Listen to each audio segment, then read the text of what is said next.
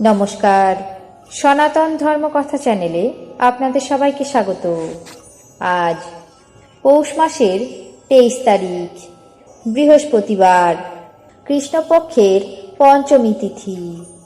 মহাভারতের আদি পর্বের 198তম অধ্যায়ে দ্রৌপদীর বিবাহ পর্ব শুরু করব।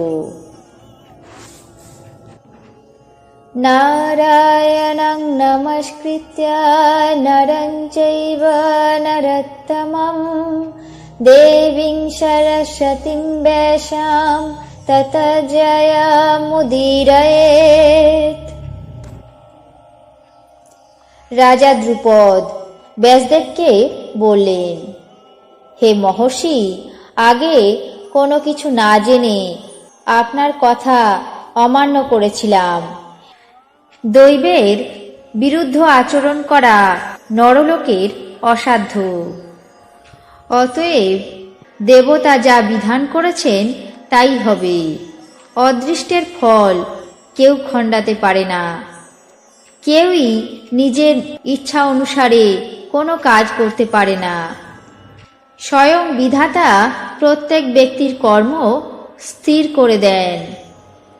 ভগবান মহাদেব কৃষ্ণার প্রার্থনা অনুসারে তার অভিলাষিত বর প্রদান করেছেন। যখন স্বয়ং মহাদেব এই বিবাহের বিধান করেছেন, তখন তা ধর্ম হোক বা অধর্ম, আমার কোনো অপরাধ নেই। পাণ্ডবেরা বিধি বিধান অনুসারে কৃষ্ণার পানি গ্রহণ করুক। এদের জন্যই আমার কন্যা অগ্নি থেকে সম্ভূতা হয়েছে। রাজা দ্রুপদের কথা শুনে মহর্ষি ব্যাসদেব ধর্মরাজ যুধিষ্ঠিরকে বললেন, আজ শুভ দিন। আজ চন্দ্রমা পুষ্যা নক্ষত্রে গমন করবেন। অতএব আজই তোমরা দ্রৌপদীর সঙ্গে বিবাহ করো। রাজা দ্রুপদ পুত্রের সঙ্গে বহু সংখ্যক কন্যা যাত্রী নিমন্ত্রণ করে আনলেন এবং দ্রৌপদীর সর্ব অঙ্গে রত্নভূষণে ভূষিত করে দিলেন। রাজার মন্ত্রীগণ, সুহৃদবর্গ, প্রধান প্রধান পুরবাসী, ব্রাহ্মণগণ প্রীতমনে সেই বিবাহ দর্শন করতে আসতে লাগলেন। রাজভবন নানা ধরনের আলোকসজ্জায় শোভিত হয়ে উঠল। চত্বরভূমি প্রফুল্ল পদ্মের মালায় শোভা পেতে লাগল। বিচিত্র রত্নসমূহে খচিত হয়ে পূর্ণিমা রাত্রির তারকাগুলি নির্মল আকাশে দীপ্তি পেতে লাগল।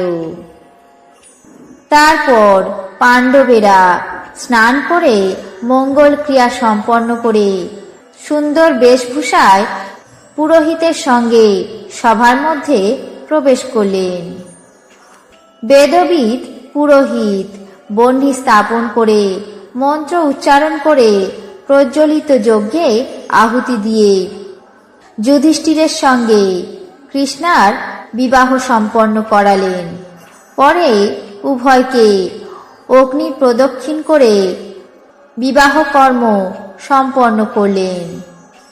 পরিশেষে অপর পাণ্ডবেরা উল্লেখিত প্রণালী অনুযায়ী দ্রৌপদীকে বিবাহ করলেন।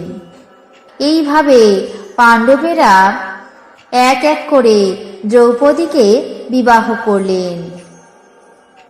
মহানুভবা দ্রৌপদী শুভ পরিণয় সম্পন্ন হলে রাজা দ্রুপদ পাণ্ডবদেরকে নানাবিধ ধন, পর্বতের মতো মহা উন্নত 100 হাতি, মহাবেশভূষায় ভূষিত 100 দাসী, সুবর্ণ অশ্ব, রথ প্রদান করলেন।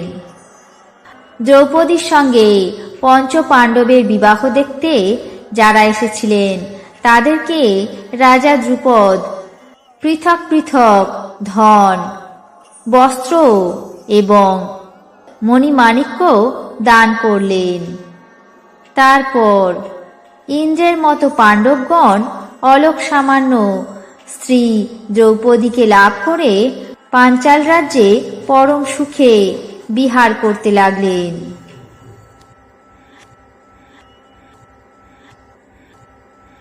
আজ মহাভারতের আদি পর্বের 198তম অধ্যায়ে দ্রৌপদীর বিবাহ পর্ব এখানেই শেষ করছি।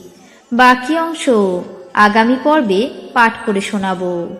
এখন জেনে নেব আজকের দিনের 12টি রাশির রাশিফল। মেষ, চাকরির সুযোগ। বৃষ, অর্থ ব্যয়।